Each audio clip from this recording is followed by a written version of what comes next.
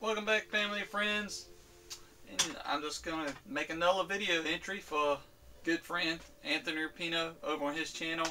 Go check him out. If you don't know who he is, you should know by now because you're probably watching me because of him. But he's a great guy. He's having a giveaway, a bunch of them going around this time of year. And he asked the question, he wants you to answer a question, what's one of your fondest Halloween memories? And I remember years back when I had a lot more hair on my head. I can't really remember what year it was. I know I was a teenager. My brother was pretty young, but he got his costume on and I got my costume on, and my mom and everybody. This was a family outing that night. We went down to this local grocery store. Excuse me. It's parched. But we go to it was a local grocery store right down on the corner near where I lived. They would convert it every year. They would convert the back stockroom area into a haunted house, a haunted attraction. And you go there with your outfit on and your Halloween candy, and you go in the front of the store and everybody's decked out in the Halloween costumes, and you get candy and you talk to everybody, and you go in and out of the aisles picking up candy from everybody. But then when you get to the stockroom door area, that's when the haunting starts.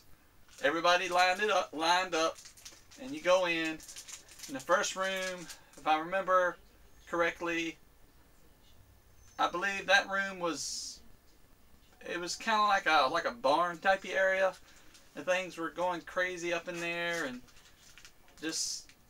I remember this guy came out with a chainsaw, and he came up to this dummy and he did something to like a mannequin, and the mannequin's head like kicked off on a string and it went zipping across the room, and it was really amazing and it freaked everybody out. I thought that was a fantastic little gag they had going on there. And we went on through, and the next room was like this mad scientist area, and this girl was like on a table. She was freaking out, and this thing came out of her chest, you know, kind of like on Aliens. This thing crawls out of her body and starts harassing everybody in the room. And my brother was freaking out. And my brother did not want to do this. Did I mention that? My brother did not want to go to this haunted house. He was freaked out. He was scared of everything all the time, but we talked him into going. And we went on through to a couple more rooms. It's hard for me to remember, but I'm going to get down to the main one I remember. You know, as you go through a grocery store, the back area, you come to certain little areas, and you come to one area which happens to be the butcher area, you know, in the meat section of the store, in the back where the butcher is cutting up all the meat. And to this day, I still do not know how they came up with this gag here, but it was very, very cool. I remember it to this day. Excuse me while I eat my boogers. I'm going to try some candy while I talk. Anthony Rapino sent me some booger gummies in my little Candy Corn Creations glow-in-the-dark pumpkin magnet. Emailed me a couple days ago. But back to the story. Boogers taste good. But back to the story. We got to that meat butcher shop section, and I remember it was all this yelling and screaming, and it was like these silhouettes on this, I guess it was like you were watching a shadow show, and you could see this meat table, and it had the big blade on it going, of course, you know, where to cut the meat. And we were watching this, and we were like, it was like a fight ensuing or something, and he knocks this person down on the meat table, and they go through the blade, and it makes all kinds of horrific noises, and blood splatters on this sheet that they had hanging up where you saw the silhouettes on, and it's like slings up there. And my brother at this point has completely lost it.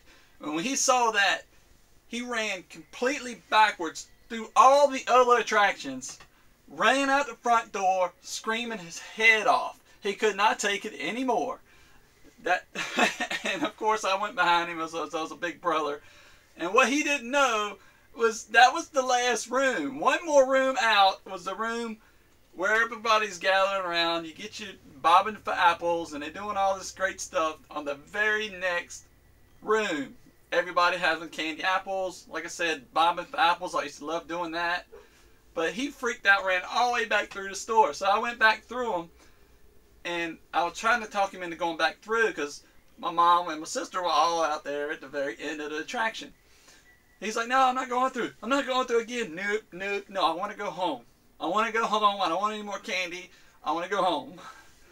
But when I ended up getting him to go back through, and I just kind of walked on through, all the way through the store, and he happened to come back in on that very first room when we got in there, and the guy with the chainsaw was kicking that mannequin's head off his head again and goes spinning through the room. He lost it again. He got ready to leave. But I think my brother was probably about, I want to say he was like 7 or 8 maybe when we went through there. But I won't forget how terrified he was. He lost his mind over that haunted house. I really miss that grocery store. It's not in business anymore because, you know, how small businesses go. It was like a mom and pop grocery store, and I can't remember the name of it. I want to try to remember the name of it. It was like Anderson's Meat and Market or something like that.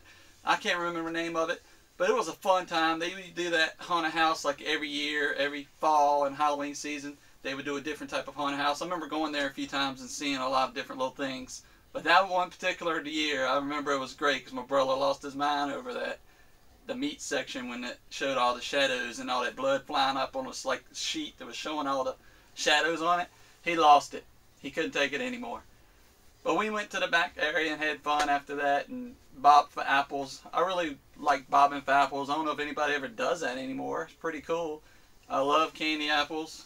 That's one of my favorite things on earth is a good candy apple.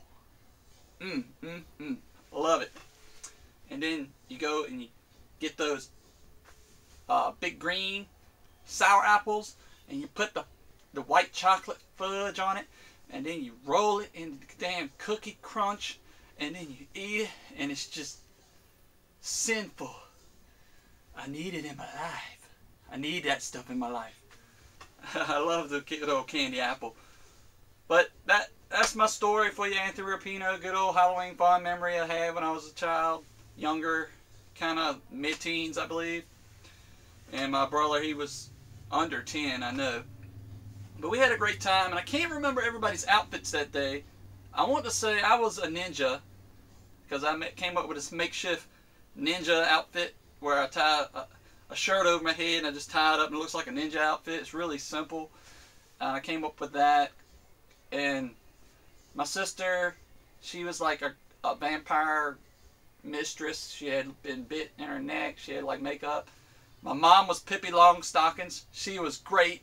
Her Pippi Longstockings Halloween outfit that she did that year was spot on. She had the Pippi Longstocking, what do you call them, braids ponytails, and he was actually coming up off her head like in the movie. I don't know how my mom did that to this day, but she was wearing that outfit at work all through the Halloween season too. It was great. Loved that Pippi Longstockings Halloween outfit my mom came up with. And my little brother, if I can remember right, I want to say he was a cowboy that year because he had phases when he was growing up. He loved cowboys for a while, and then he's like a redneck now, but still. But that's my story. Anthony Rapino, hope you enjoyed it. Y'all go check out his channel. Get in on his giveaway. Shoot a video to get you a couple extra entries in his drawing. This is a Anthony Rapino, I don't know how to label this. The Candy Corn Apocalypse contest entry. Labeled it that, and you can put that in and get put in on his giveaway. Tell him a nice vintage Halloween story or something that happened during Halloween. He wants to hear about that. And that was one of the stories that came to mind to me. And every image that I get from my younger years of Halloween, I always think of a haunted house for some reason. Something happened at a haunted house. So that's pretty cool, I thought. So everybody, hop over to Anthony Rapino's channel. He's the reason you're looking at me on YouTube these days. And thank you very much, Anthony Rapino, for what you do. Everybody, go check out his channel. Click the link right down here under the ghost. Right down. Nah, not even going to say it. But click the link in the description.